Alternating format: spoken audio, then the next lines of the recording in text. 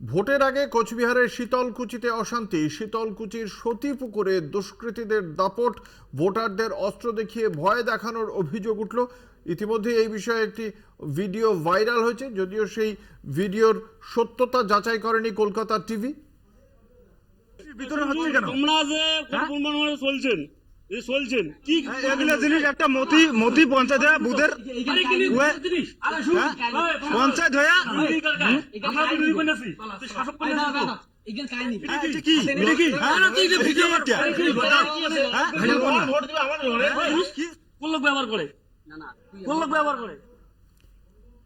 আমাদের সঙ্গে রয়েছেন আমাদের প্রতিনিধি অনুপম সাহা। অনুপম, কি জানা যাচ্ছে?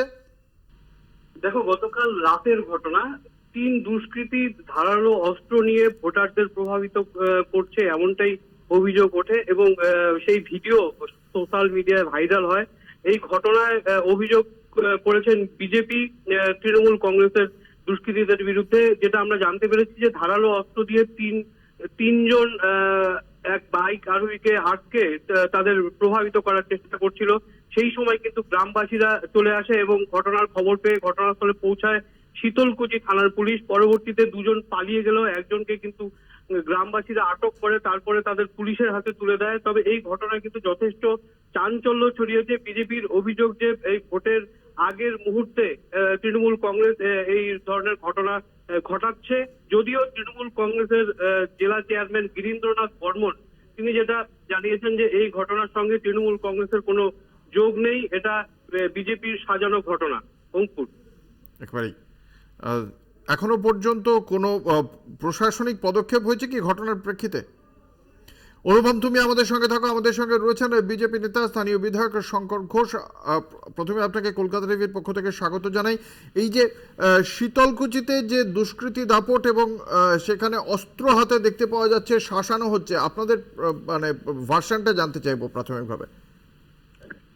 সম্ভবত এর মধ্যে ভার্সন দেওয়ার কি আছে? পশ্চিমবঙ্গে দুষ্কৃতীরাই তো আছে, সাধারণ জনগণ ত্রস্ত। শাসক দলের পতাকা তলে দুষ্কৃতীদের এই দাপাদাপি হচ্ছে পশ্চিমবঙ্গের আসল চিত্র। ভোট থাকুক বা ভোট না থাকুক, এটা শাসকদের মধ্যে স্পষ্ট। ফলে এগুলো চলবে। এর বিরুদ্ধে রুখে দাঁড়ানোর জন্যই তো লোকসভা নির্বাচনে মানুষ ব্যালটে তার মত প্রকাশ করতে পারে, এটাই আশা করব। তৃণমূল কংগ্রেসের বক্তব্য, এটা বিজেপি তৃণমূল কংগ্রেসকে মানে ভাবমূর্তিকে কালিমালিপ্ত করার জন্য সাজিয়ে করছে। কালি তৃণমূল কংগ্রেসের মুখে যে ওনাদেরকে নতুন করে কারো প্রয়োজন নেই কালিমা লিপ্ত করার। ওনারা নিজেরাই এই ব্যাপারে অত্যন্ত পারদর্শী।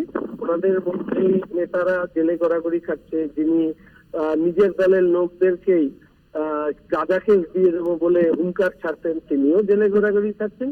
ভবিষ্যতে আরো যারা এই সমস্ত কাজ করছেন তারাও জেলে ঘোরাঘুরি। অসংখ্য ধন্যবাদ। আমরা কথা বলছিলাম বিজেপি বিধায়ক শঙ্কর ঘোষের সঙ্গে।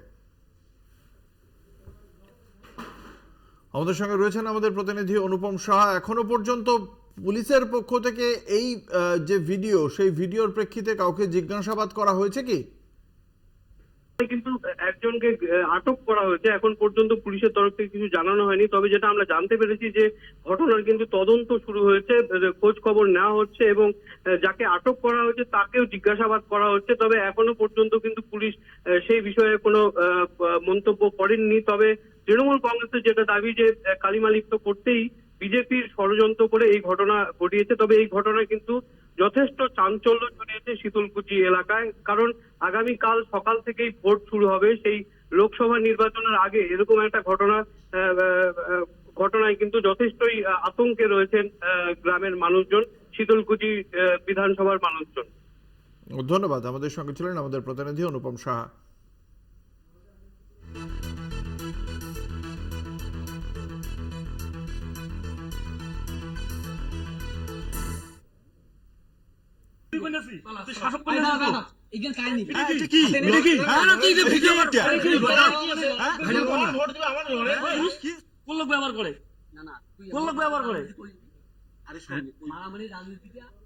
কি দিছে এখান কি এখান কি মতি? আরে মতি একটা বুধের পঞ্চায়েত হয়ে একটা পঞ্চায়েত হয়ে এগুলো জিনিস বিতরণ করতেছে। এই জিনিসগুলো বিতরণ করতেছে, এটা মানেটা কি? বিতরণ হচ্ছে কেন? তোমরা যে চলছেন এগুলো জিনিস একটা মতি পঞ্চায়েত বুথের